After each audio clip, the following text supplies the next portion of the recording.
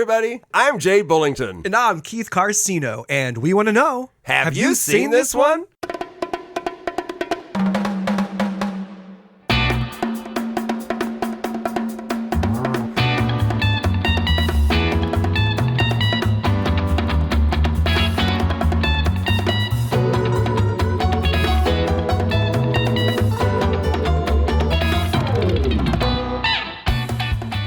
So we were just laughing about Keith taking out his contacts and feeling that. What was it? What was it? Are burning. My eyes are burning so bad right now, man. I don't know. It's the allergies have really kicked in, and I have chronic dry eye already. And they were hurting sucks. They were hurting so bad. I took the contacts out and put these eye drops in, and they already feel better. It's only the next few minutes. I should be back to 100%. But I did take my contacts out, so I can't see anything right now. Which the joke this was, is all about the sound, not the vision. So that's okay. That's right. That's right. But the movie we're covering today has a main character who can't see either. So my joke was I can sympathize. That's what I with was the main laughing character about. for today's movie. You were saying, I can really relate to her now. Yeah, because we're both blind. Hey, everybody. This is Jay Bullington. Hey, Keith Carsino. And we're here with episode 212 of Have You Seen This One? Also, we have our wonderful friend with us, Erin Casteneda. Hey, Erin. Hey, guys. Yes, I missed y'all. Oh, man, it's been a while. We missed so you, good honey. to have you back, Erin. Yeah, couldn't get you back soon enough. It's almost like now we miss you so much. We just go looking for 70s horror movies. I know. I know, right? Right. Well, as an excuse to get you back on. Although we don't even need that as an excuse. Have you seen this one? And I'm like, yes or no, but I'm down. Whatever. All right. It doesn't matter, right? It doesn't matter. Hey, whatever. I love it. Any excuse to get Erin back on. We're down. We're down. Yeah, so that's glad to right. be back, Yeah. guys. Oh my God. Oh yeah. Well, honey, we love when you're here. Okay, let's talk about what's new, y'all. What's been entertaining us? Erin, you got something new? So I just saw on Netflix the Love on the Run documentary about in 2022 about the security guard who ran off with the inmate. And I'm writing this they were down. trying to escape. It's about an hour and a half, and it's a true story, a documentary that happened where it's a security guard who Love it. broke out an inmate and tried to go on the run. Man, that happens often. That happens more often than you think. And I remember it happening. I remember it. I remember it. And so it was like 2022, not too long ago. So it was really cool I remember to see like a recent documentary. And I was Rick like, and I were like, don't what? remember what happened to her. Yeah. So it was a good one. It was a good one. That one's on Netflix. Cool. Okay, I wrote that down. One. I wrote that down. I want to see that. I might watch that later, actually. Yeah, and it's a quick watch, but entertaining. And then it's not a series. Couple. Thank you. yeah. I saw Perfect Couple with Nicole Kidman. How is that? Oh yeah. It was actually entertaining. It was good. Okay. And Dakota Fanning's in it. I love her. I love her. Of course, yeah. I love her and everything. I love Nicole too. It's very much like, you're mad at the rich. It's a stereotypical kind of Nicole Kidman thing. It was like a triangle of sadness. Yeah, if you're hungover and you just need a series to watch, that's a good one. Okay. Thoughtless one. So, that sounds like a late Saturday night watch. Exactly. I'm like, just chill, whatever. So it was okay. And then the last one I saw was Trap with Josh Hartnett. Oh yes. Yeah.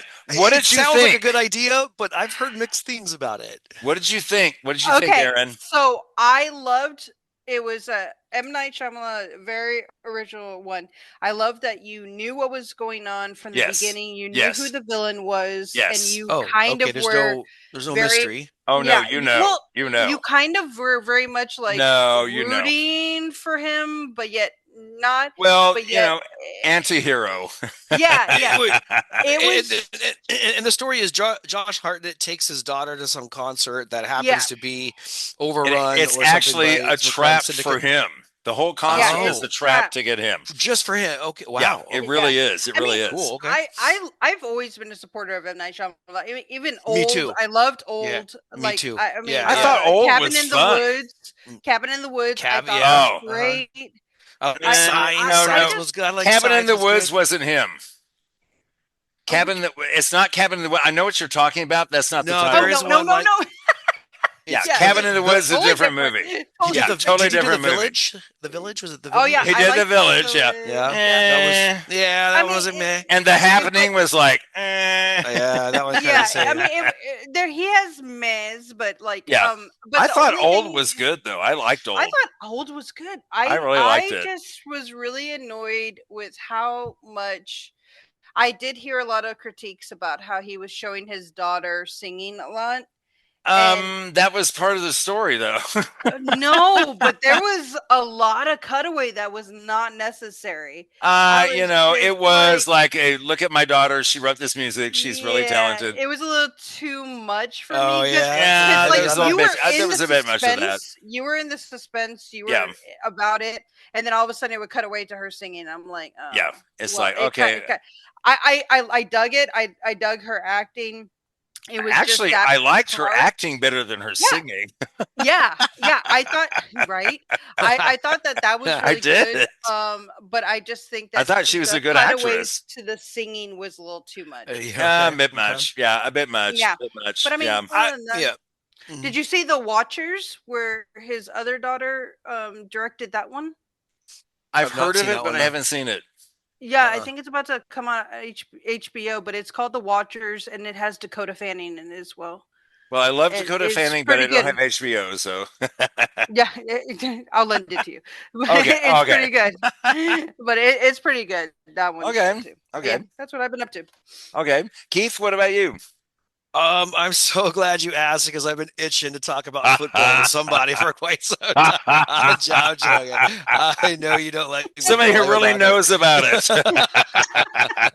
It has been dominating what little TV time I've had, but there is. So I don't have a whole lot to share. Although there is something I'm really looking forward to. The time of this recording, October 1st, 2024. As you know, we are well into Halloween season. Not that we needed, an exact day, but it's there's no questioning that it's October. No questioning now. We're in it, baby. Now. That's right. Let's go all out.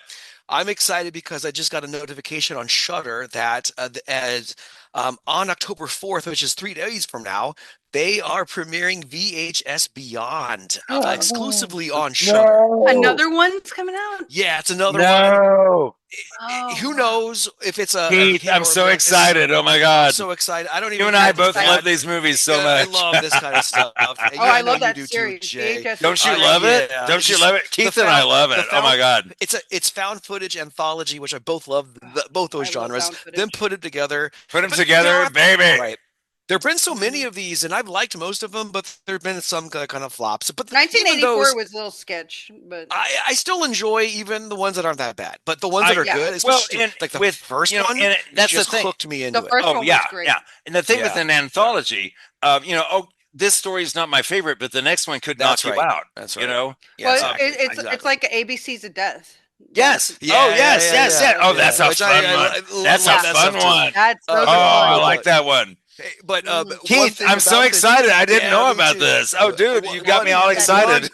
One extra thing to even perk your excitement even more is Justin Long has a part as an actor in one. Yes, so. I love Justin Long. I know you love him. Isn't he great? He's so good in horror. He's the best, man. He's the best. Right. I'll be looking for a little window of time so I can sit back. I consider him a horror icon now. Oh man, I love it, dude. He's there, man. He's up there. He's up there. After Walrus, whatever that show was. Yes. Tusk. And of course, Jeepers Creepers. Yeah, I was going to say. I mean, Jeepers. And what is the one from the latest one? The one that he did where he was the boyfriend. He takes like the serious part, right? But he's like a complete dick. Is that the one? Down to Hell. What is it? Something to Hell. Oh, Drag Me.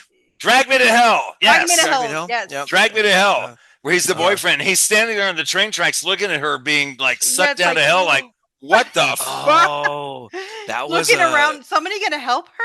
And it's like, what? Well, like looking around like, what the fuck is happening here? Yeah, I'm not going down there. Are you going down there?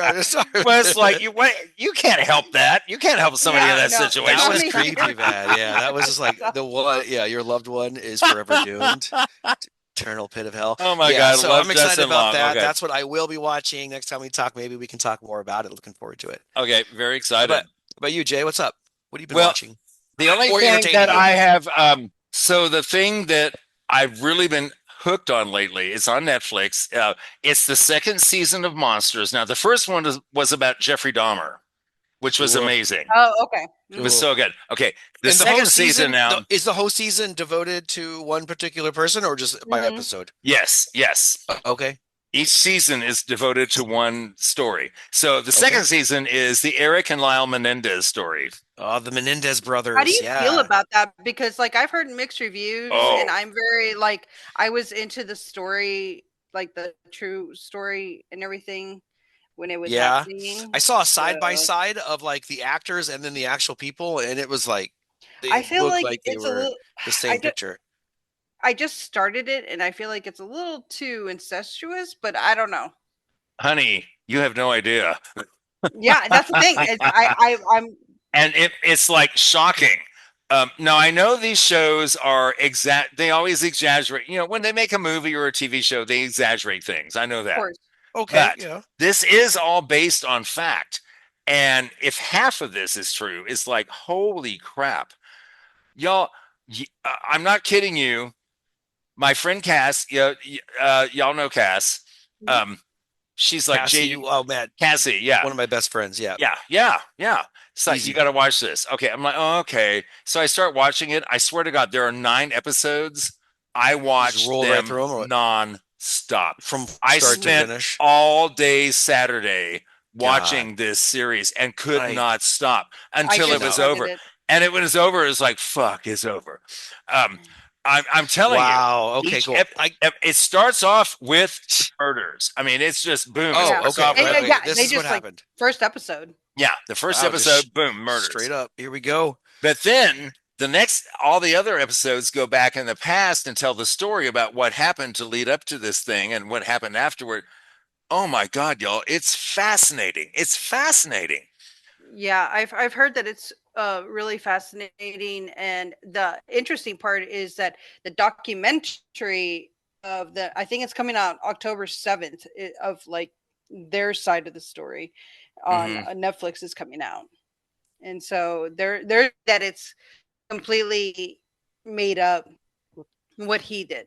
They're saying it's made up, and because they're embarrassed. I mean, you wouldn't want like an incestual thing. Yeah. Oh my God. It's beyond incest. You know? It's like, instead, let's just kill our parents. So it's horrifying. Yeah. Right. Yeah. I just anyway. As far as entertainment goes, wow, I couldn't stop.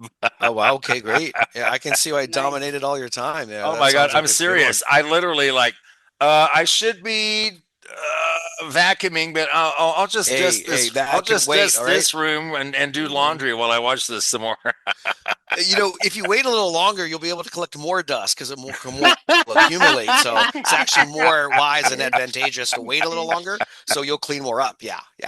I heard that his next Monsters is going to be based off Ed Gein. So awesome! Yeah, that's awesome! Oh my God, I can't wait! That's fantastic. You just made my day. Okay. Yeah, that's going to be cool. That's going to be amazing. Okay, so that's really all I have, except also I'm watching the newest season of The Circle on Netflix. If y'all have ever heard of The Circle. Yeah. No. I love that show. That show is so silly. I love it. It's so silly, but it's so entertaining. Keith, they bring all these people into a building and they have no access to like the net, the internet. Okay. But they only have access to The Circle, all of them. Now, some of them say who they really are, and some of them pretend they're catfish. They pretend to be somebody else. What's the goal? Just to win $100,000. To be the last one left. And they vote each other out. Yeah, exactly. Yeah. They vote. Okay. They rate each other, and then there are influencers, and the influencers get to pick who goes. But oh my God, it's so funny. In fact, last season they had an AI. And the AI was only on for a couple episodes, but that was really fun. This season is so funny. There are twin brothers pretending to be one of the twin brothers' girlfriend. It's so cute. Wait. Meaning like there's a twin brother, and then there's one that's dressed up as a girl. And there's No. They don't. Nobody. You don't see each other. You send pictures on the circle. Like emojis. Are they isolated and like? Oh yeah, avatars. They have avatars. You're in your apartment, and the only contact you have is through the screen of the circle. And you set up your profile, and it can be whatever you say you look like, and whoever you are. And some of them are who they are, and some of them aren't. Cameras are always like there's cameras everywhere, like watching them, and some of them are who they are, and some of them aren't who they are. They're catfish. And like this season is so funny. There's these twin brothers. They're playing one of the twin brothers, his girlfriend. They're pretending to be her, and it's so funny. Wow, that's cool. It's really fun. It's really fun. So I'm down to the last episode that comes up next week. So we don't find out who wins until next week. It's driving me crazy. I'm like, oh my god. How many start at the beginning? 10? You said 10? No, they start at 6. Oh, there's only 6 people. No, they start with 6 people, but then they add people as it goes along. It's like, oh, guess what? There's more people in the circle now. There's more people in the circle now. But that's not fair. So if it's more advantageous to someone that gets added later because not necessarily. Not necessarily because you could have started a relationship. Social relationship. Exactly, because you build alliances and stuff, and then this stranger comes in. It's like we don't trust them. Exactly. Exactly. Okay. We already have an alliance, right? Yeah. I'm telling you, it's so much fun. There's a character on there. Her real name is Debbie, but she's playing Rachel. And she's like 54 years old, but she's pretending to be like 26. Oh man, cool. And her sons wrote her all like these notes about like LOL stands for this. I mean, really basic stuff. So she knows what all the LOLs and all that means. Right. The jargon, the lingo. Yes, but it's already it's her being her age and pretending to be young has already bit her on the ass a couple times because. Oh, interesting, cool. Several people are like, I don't think she's young. All right. I think we're getting catfished here. Pretty sure about it. It's really fun, y'all. It's really fun. If you're into reality stuff. Okay. Yeah. Okay. So let's get into our movie. I can't wait to talk about this movie because there's so many funny things. There's so many things about this that made me laugh while I was watching it. Not laugh at the movie, but laugh about the idea that we chose this movie. The movie is See No Evil from 1971, directed by Richard Fleischer. Let's listen to the trailer.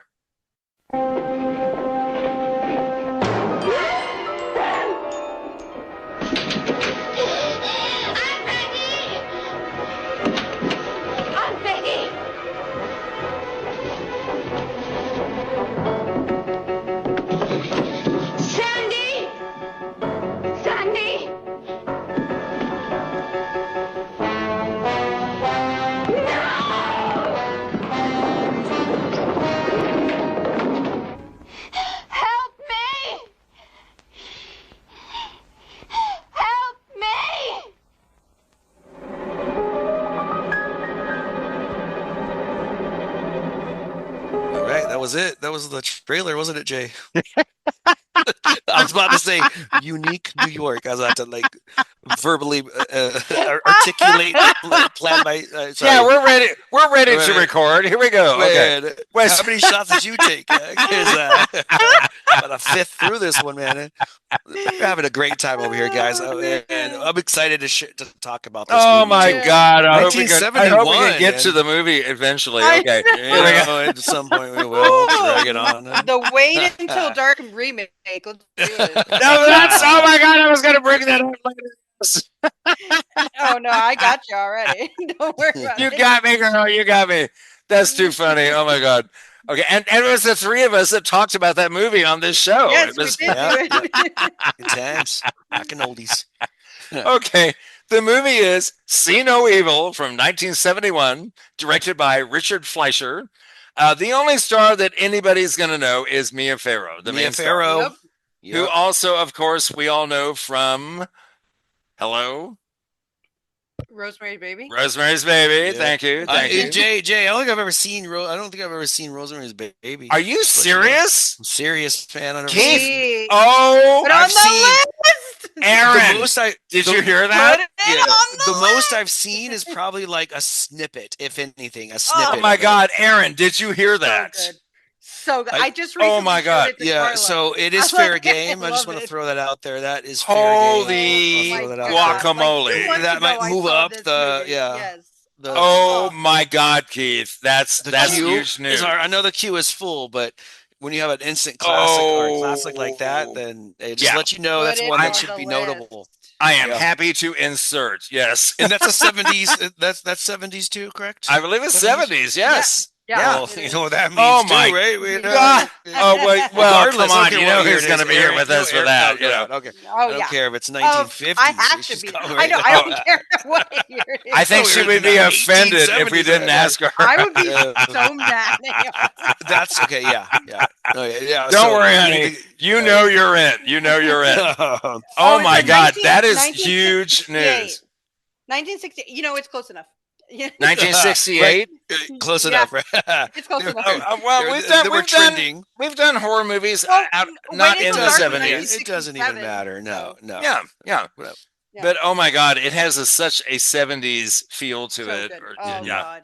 Oh my God, Keith. So did I can't one. believe that. So did this one. God. This one this one 70s definitely. feel, man. Like the decorating. Honestly, it's really Britain, a 60s vibe. It's really a 60s. It's really kind of a 60s thing going on. Because it's only 71. And but the 70s don't kick in till like 77, 78. You know what I mean? They don't kick in till the end of the decade usually. This one was premiered in England and Australia before US. Yeah. And it is British, right? Everybody is English. Yeah, it is a British. Well, it was filmed in Britain. Yeah. I could tell because they had tea and stuff. Like who does it? And the cars, They had coffee. Mia had coffee. That's right. There was a coffee moment. Instant coffee.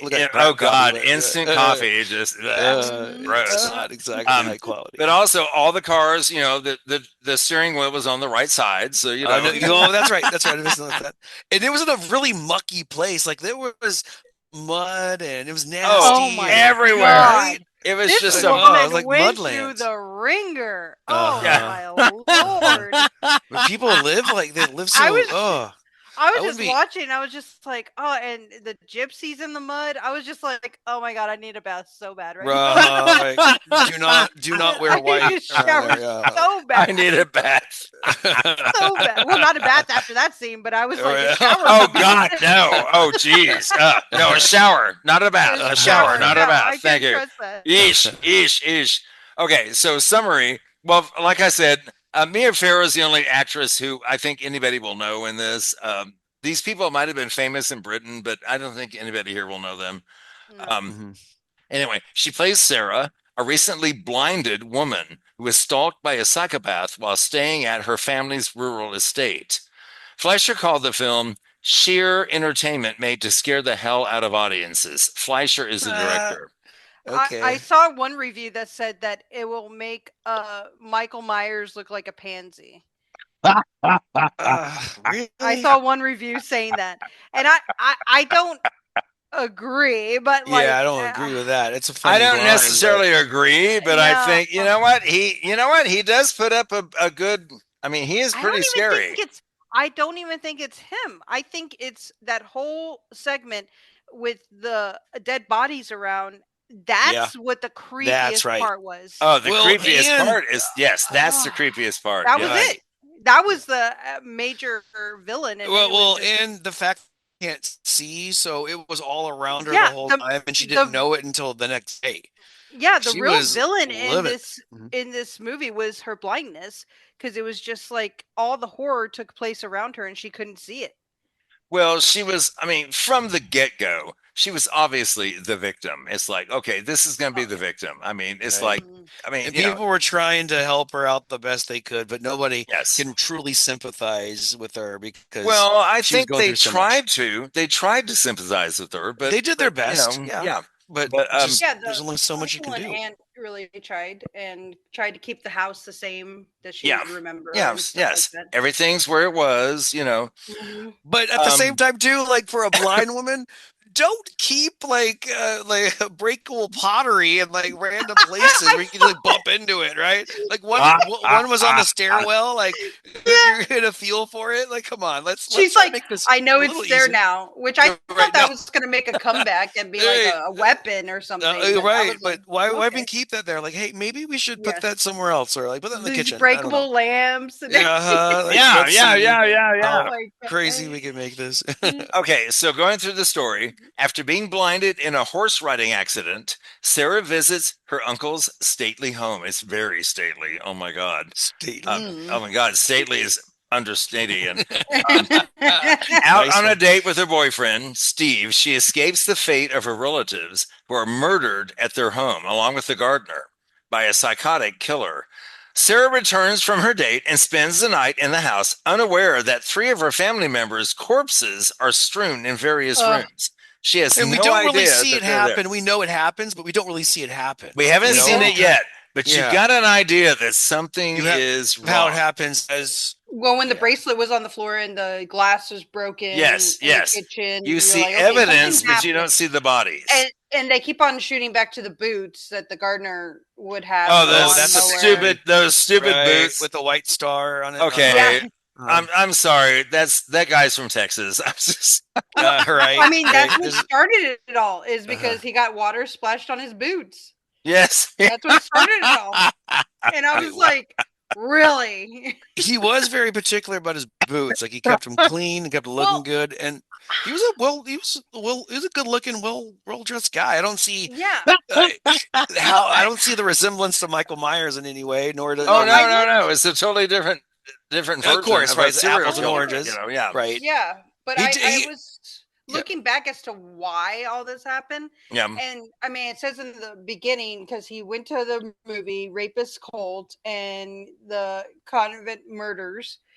And and then you see the newspaper with the war. And I think that it was just a commentary that he was just angry. Okay. Just angry at the world. And like, you see that too when the boyfriend's friend picks up Mia and takes her, and he gets so upset at the gypsies. It's like, Jesus, just let them move their trailer. Like just give him a second. Mm-hmm. And he's just like constantly honking. It's just like, man, everybody's just so mad in this whole world.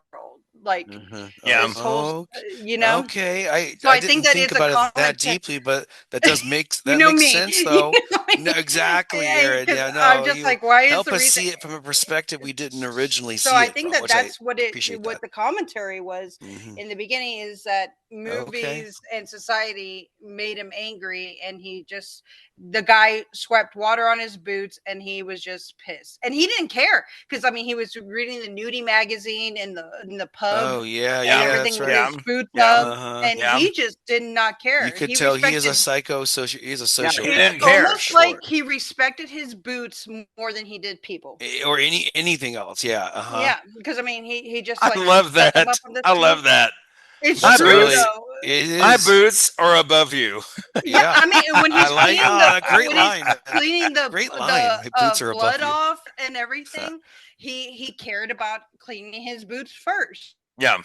Like he just cared about those disgustingly ugly boots. Like they weren't even great. I was like, okay. But like, why though? Why they're attack? Made of pleather, but okay. Just because they spilled some water on his boots is gonna kill everyone around him. So it was because maybe that was the needle with the straw that broke the camel's back. Yeah, and then I love that part where he like goes in front of the car and the guy's like, "All right, chap, you made your point. Like, just keep on going." Yes, yes. Okay, I get it, dude. Yeah. Okay, you're a badass. Move on. Yeah. Yeah, and then he just felt thrown away, and I think that after the thing is that why they showed those movies up there and the newspaper, and then another film where it was like slapping somebody else, was because the culture at that time was just so upset. Yeah. And so by the way, those movies on the movie marquee, they were fake. They just made those up. Yeah. Yeah, they made those up. Yeah. Okay. The rape is cold. It's like, okay. Yeah. No, they made those up. Yeah, totally. Okay. Sarah eventually discovers the bodies. She's surprised to find that Barker, who survived being shot, and informs Sarah of what has happened. He also tells Sarah the killer is returning to retrieve a bracelet he left behind and directs her to where to locate it before succumbing to his injuries and dying. So poor guy. He tried hard.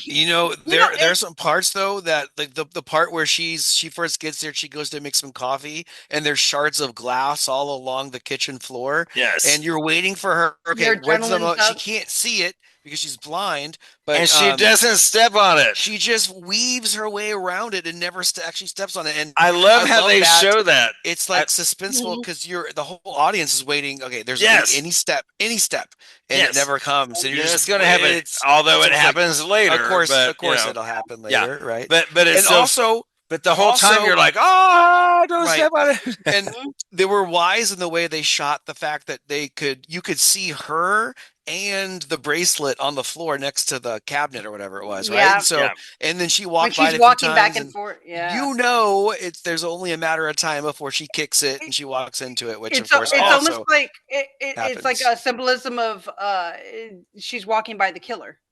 Yes, right. Yes, absolutely. Absolutely. Right. Well, she actually discovers the bracelet and she realizes it has an engraved name on it, which she assumes belongs to the killer, and then the killer returns to search for the lost bracelet. So his face is only shown to the audience in the film's last scene. We never see his face. We always see him from the waist down. Yeah. And I was surprised at how he looked. I was too. It was almost like a Jeffrey Dahmer. Kind of Jeffrey Dahmer-ish. Yes, right. He wasn't horrible looking. But he was, very true. He was, when I first saw him, I was like, kind of a good-looking guy and an unnessuming kind person. Kind of a cute young guy who, you would never expect. Who likes to watch porn magazines and diners. I mean, this is... You look like that regular guy. I see him every time on the street. No big deal.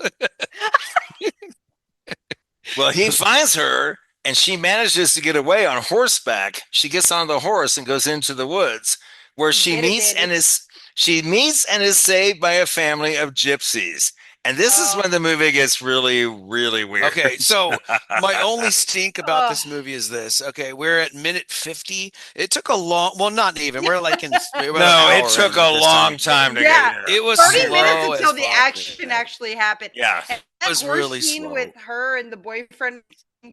Through. Yeah, I was like, this is too long. I don't. When they're riding on horses, like la la la la la. We're riding horses, la la la la la. This could have been a 30-minute TV episode. I know it was only 80. I mean, it was.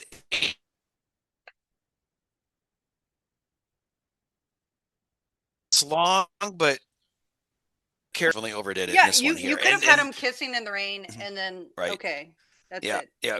There's no reason need to like really push it that hard with the horse scenes and all that extra stuff that really did add up to an extra like. I mean, maybe the horses wanted their screen time. We don't know. We don't know. It deserved it, right? The horses were like, "I want my time." That chestnut brown one. Yeah. All right, Jay, where are we now, man? Okay. So when Sarah shows them the bracelet, they see the name Jack inscribed on it, and this leads Tom, the head of the family, to conclude that his brother Jack must be the murderer because they know Jack is nuts. As soon as he said, "Oh, there's nothing engraved on it," I knew exactly what was going on. I knew that they were like brothers or friends or somehow connected. I feel bad for her. That this is the gaslighting. He's like, "There's nothing on it," and she's like, "I felt something on it." There's something on it. Yeah. Mm-hmm. Yeah. But so how would you feel too? Like, wait, before she got there, like she escapes him from the house on the horse. Like she blindly finds her way to this table, jumps on the horse, and just as he's about to grab her, she takes off into the woods thinking, okay, you're blind on a horse in the woods. I know, you barely know where you are. And then all of a sudden she gets like clotheslined by this extension of a branch. Yes. And the horse takes off and Could you imagine being her, blind, a killer after you in the middle of nowhere? You don't know where you are, in the middle of the woods. Talk about after being knocked out in a cellar, like she fell down the stairs in the cellar. I'm just, and it's probably also like, not that it matters, but you don't really even know what time. It does matter because you don't know what time it is. I guess you have the watch on, but still, but you can. I mean, it's colder when it gets after the rain, especially in all that murky muck and all that nasty stuff. It's like muddy all over the place, and she's barefoot. Who knows? She's barefoot through all this. Oh, right. That's the thing. She has no shoes on the whole time. Yes. And there's no beacon of hope anywhere. She's blind. No. Yeah. I do like how they always show her putting on her boots and taking them off, and you're like, girl, just keep them on. Leave them on. Just leave them on. God damn it. Leave them on. Right. Leave them on. Yeah. And that was part of the suspense too, the boots. Well, when Sheriff shows them the bracelet, they see the name Jack, and like I said, they think Jack must be the murderer, as he was dating one of the murdered women of the estate. So in an effort to save Jack, Tom pretends to take Sarah to the police, but instead he locks her in a secluded shed out in the middle of nowhere. How rude. How cruel is that? How fucking scary is that? And then his plan is to then round up the family and flee the area. Get out of there. But what was his plan? He was just going to leave her there. Yeah, just leave her there. I think he figured eventually she'd get out and find her, but how? How would she get out? That's what? I don't think he cared. Look, his plan, if you remember, he goes, hey, we need to load up the wagons or load up the trailers. We got to get out of here. They were planning on leaving. So I was thinking either one, they're all just going to leave and leave her in there to die or whatever. Or on the way out, they'd like release her and let her go. And then they just take off, which might be the more humane but doubtful thing that they do. Hopefully it's the latter. Yeah. Yeah. But she finds a way out Sarah anyway. Sarah does finally escape the shed. She finally gets out and she's found by Steve out searching for her. She tells him everything she knows. She tells him everything. Steve and his men leave Sarah at his house to recuperate, and they begin a search for the killer, who they assume is a gypsy. They come across two gypsy brothers, and they are about to assault them when a frantic Jack explains that his brother suspected him of being the killer because of the name on the bracelet. Jack says he has nothing to do with it. They look at the bracelet again, and they see it is actually Jacko. Yeah, it's Jacko. And so, what are the odds that was the one that the cousin was? Yeah, I guess that is a coincidence.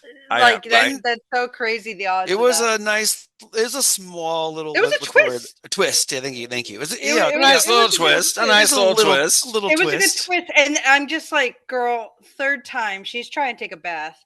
Like, Jesus, just let this woman have a bath. Yeah. Oh, that's right. Yeah, I know, right? Oh my god. That's right. Steve, I thought that too. Third time's a charm, man. She's really determined to take that. That's so funny. Oh my god, that's so funny. Even after a dead body was in there, she's gonna get in anyway. No big deal. I assume they cleaned it. I can't tell if there's blood, but fuck it. Let's go. Yeah, I just want to. Well, I don't blame her too. She was like all super muddy and everything. Too, right? I know. Oh god, so muddy. Oh my god, she was a mess. So, you have any questions? Jay. Can I have a bath? Right. Yeah. Can we just let me shove her first, please? Oh my god. She was such a mess. Okay. So Steve, once learning about the killer's real name, hurries away with his men. And back at his house, it's revealed that Jacko is one of Steve's workers left behind to guard Sarah. That's the killer, still searching for his lost bracelet. He's stealthily going through the pockets of Sarah's clothes left beside the tub while she's taking a bath. Okay. He wasn't going to kill her. He wasn't going to kill her. He wasn't going to kill her. But I got to say, the bath scene makes me think it's like it connects to the shower scene in Psycho to me. It's like, oh my god, what's going to happen here? Yeah. Not done nearly as well, obviously, but still. Well, no. I Keith, you're right. Keith, you're right. It's not done as well. Not nearly done as well. Although it was shocking, like when he was reaching inside her pocket and he was right next to her in the tub, knowing she can't see. He can't see. She can't see him, but that was. But still. She reaches automatically and hits his hand, and that was like, wow, this just got real. That was suspenseful. Yeah. And then, of course, at the moment, he tries to drown her in the tub, which I think that's his only move. He has. Well, that's it. when she reaches for the towel, she touches his hand, and they're both startled for a moment, and then he tries to drown her. And then at the last possible moment, of course, like movies of this era, she's saved by the man. Jesus. Steve races in just in time to save her. He saves her, and that's the end of the movie. And I'm glad he saved her. Well, no, the end of the movie was the creepy faces in the gate. God, yes. Yes, not to mention this is that had to be the gypsies, right? Yeah, it had. Well, of course. Who else would it be? This is rural Scotland, England, wherever the hell they are. That was really weird, right? It just was all showed up out of nowhere. Yeah, it was oh my God, it was so weird. But it reminded me of I think it was Da Vinci. Somebody did a painting in the 17th century of Gates of Hell, and it was just like that. It was just those faces, just like that. That's so I cool. think that they were trying to create that painting. I love it. I love it. You said earlier about how at the end, of course, the guy comes in and saves the day, and it's a happy ending. Yes. I expected this movie before I knew what it was about, See No Evil, but I expected them to focus a little bit more on maybe letting her vision or lack of vision use it to her advantage, to where something would happen at night to where he needed to see, but she didn't need to. And that would kind of like build up this female empowerment that never ended up happening. But then again, it's early 1970s, 71, right? So I thought they kind of, it was kind of a swing and miss in that way, but I thought they had an opportunity. I agree with you because I feel like they could have, like in the bath scene at the end, she could have felt the presence of a human. I don't know about y'all, but I can feel the presence of people around. Exactly. Especially if you're blind, you're hypersensitive to that kind of stuff. You could feel the vibrations of other things around you happening. What is the Audrey Hepburn movie that we talked about? Wait Until Dark? Yeah, Wait Until Dark. See, she was much smarter in that than this character. Yeah. It was Audrey Hepburn. Of course she was. But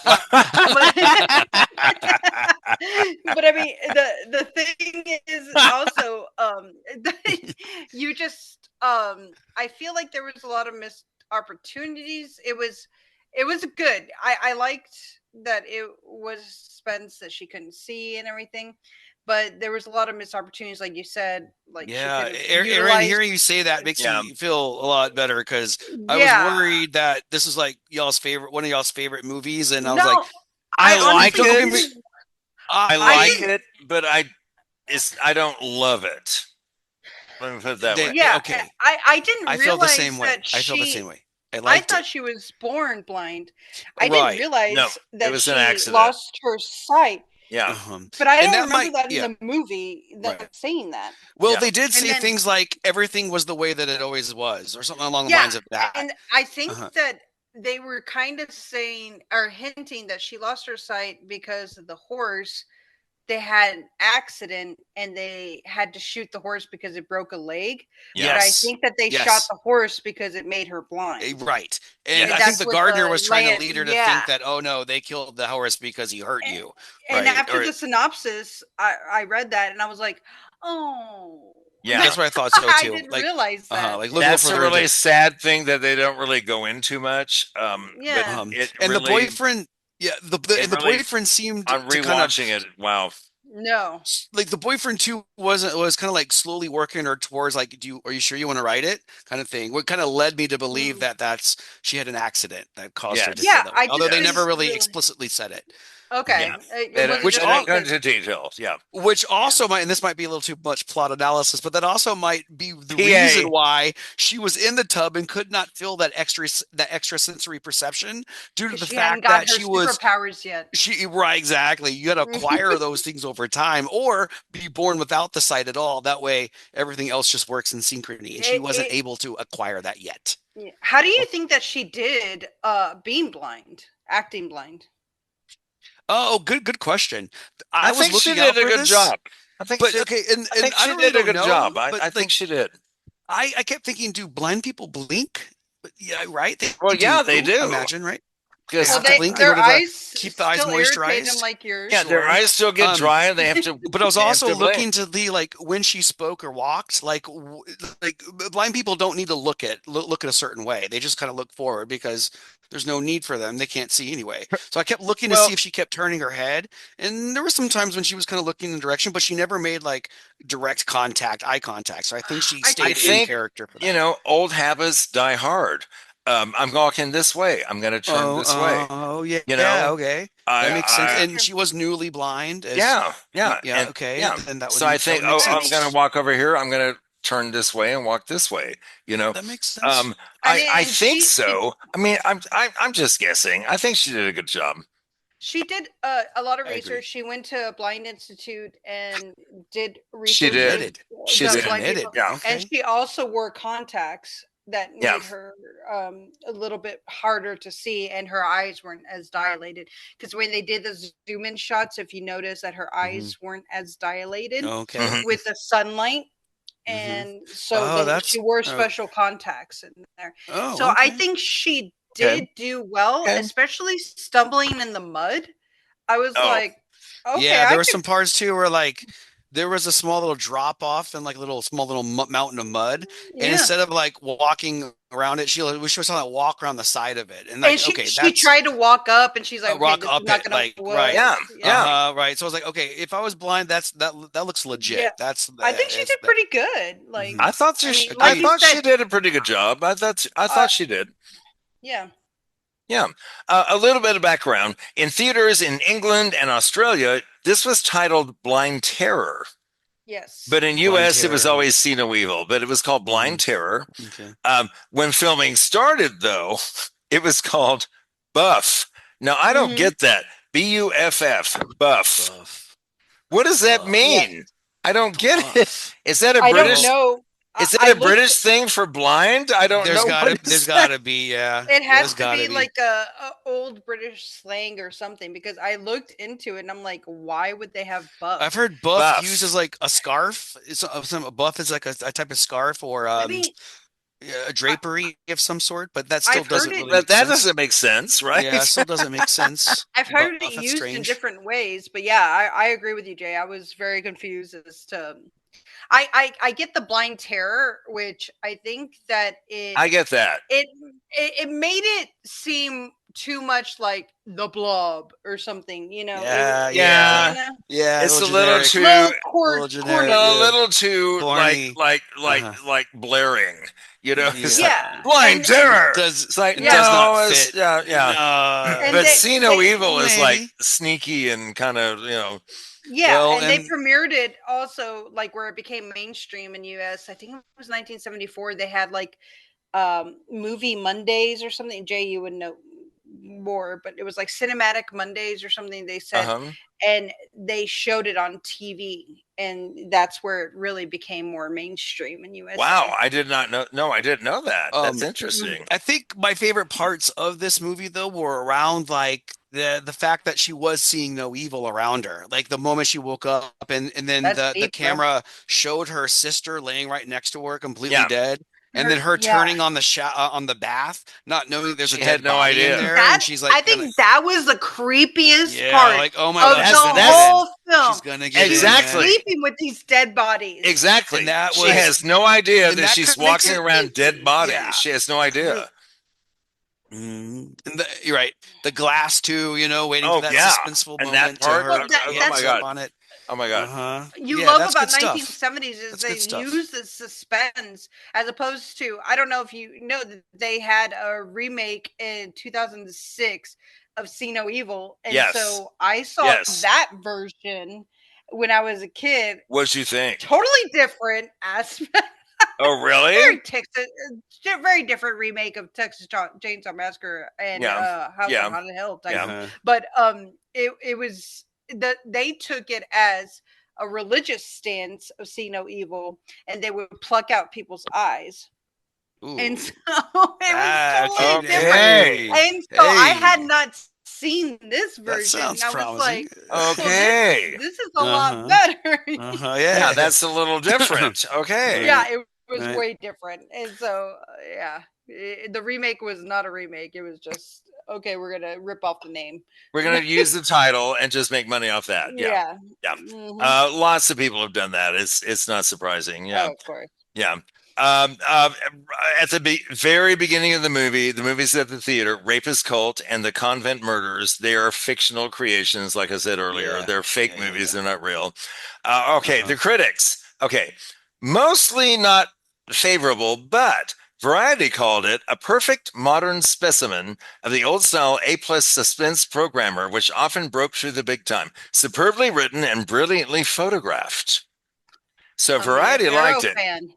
However, for sheer suspense, wrote the Palm Beach Post, it may well be without peer, but while praising the performance of Mia Farrow, considered the fiendish gamut of injury her character is subjected to could only be called sadism. They call it sadism. And one more, critic John Derry highlights the way Mia Farrow is presented from the first moment as the obvious victim. I mean, we know she's going to be the. Well, I mean, she's the star of the movie. So she's the star of the movie. She's blind. We know that she's going to be the victim. I mean, come on. I think some of the critics need to ease up on that. Like, okay, we know. Yeah, you think? We get that. We get that she's going to be the victim. I mean, she's a star cast. We all know the star cast. Yeah. So funny. The scores cracked me up. IMDb 6.6. Yeah, okay. Yeah, okay. Okay. Amazon Prime, out of 358 reviews, it gets a 4.5. Out of 5? Out of 5. Everything on Amazon is 4.5. I think we should stop using that. Everything is, no matter how good or bad. We just need to leave that out because it's always 4.5. Okay. Right. Rotten Tomatoes. The tomato meter, 56%. The popcorn meter, that's the audience, 54%. So only 2% difference between the critics and the audience on this one.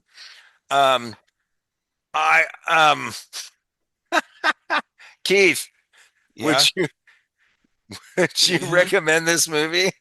Yo, man, there was some. So this is a 70s movie. There are some parts, like I said, that were actually pretty good. There's some suspenseful parts that were fine. I just felt like for a 89-minute movie where 55 minutes of it is just kind of waiting for it to start to happen, it was a little slow for me. But and y'all have shown me some 70s horror movies that are just like.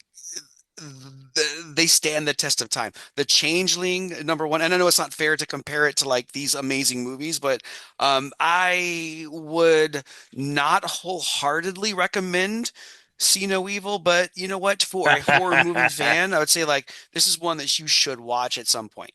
Okay. I'll say that. Okay. Is that fair? I'll say that. Well, Erin and I both recommended it for you, so I know, Erin, you recommend it, right? I think that if you are a cult classic fan, then this is a perfect one for you. Okay. So if you are a 70s fan, but if you are all about the gore and everything and in the horror, then no. But it just depends on the person. I mean, Wait Until Dark is very slow and suspenseful, non-gory, but like it's true. I think I would recommend that one a lot more than I would too. I think I would recommend that one over this. I really do. Yeah. And it's not about the acting. Mia Farrow does a fantastic job. For sure. She did her research. Job. Absolutely. I just think that it had to do with the writing and a lot of missed opportunities. And so if you that's a good way to put it. Yeah. That's really that's a really good way to put it. I completely agree. I like that a lot.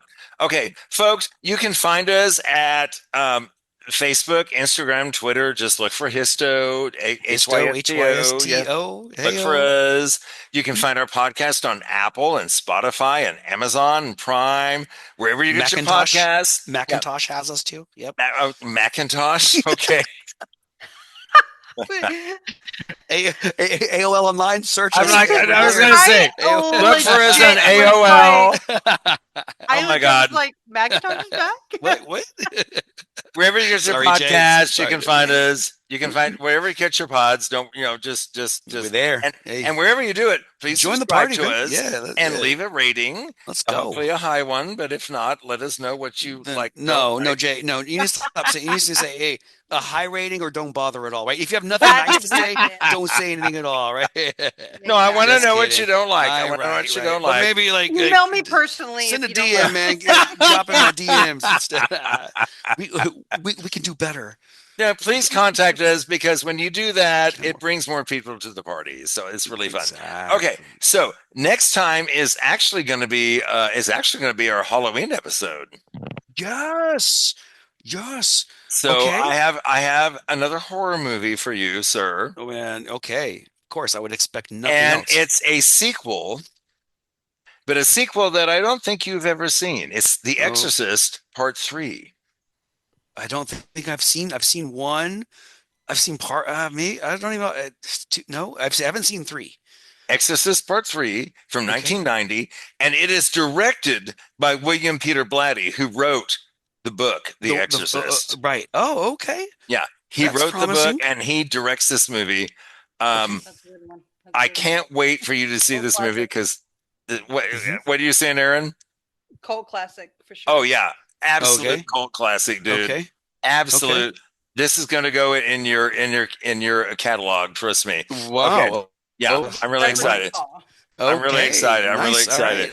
Right. And as am I. Our friend, we haven't solidified the scheduling yet, but our friend Latrice Carter may be joining us.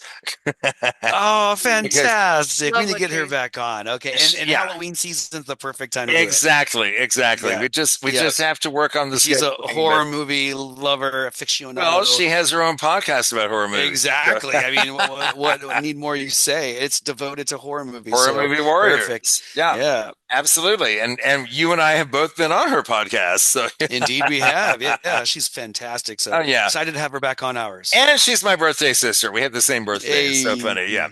Not the same year, but the same day. Erin, thanks again for coming, hon. Always a pleasure, Erin. Thank you so much for inviting me on this one. Yeah. I always love talking to you guys. Oh my God, it's so much fun visiting with you. Baby is next. All right, man. Okay, we got to do that. Hey. We got to do that. We got to do that. Oh my God, that's mind blowing. Okay, Mia Farrow again. Let's go. Yeah, let's do it. Okay, well, next episode 213, our Halloween episode, The Exorcist 3. Until then, I'm Jay Bullington. And I'm Keith Carsino. And y'all keep watching movies.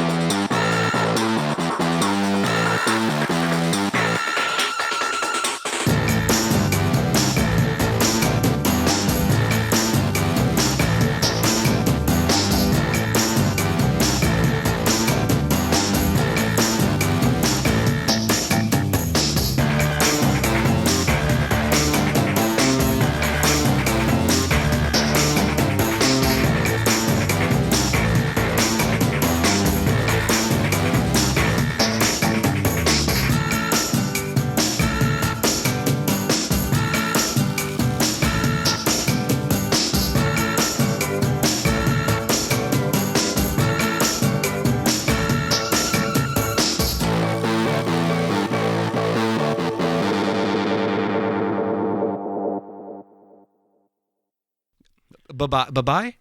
Okay. Bye-bye. Okay.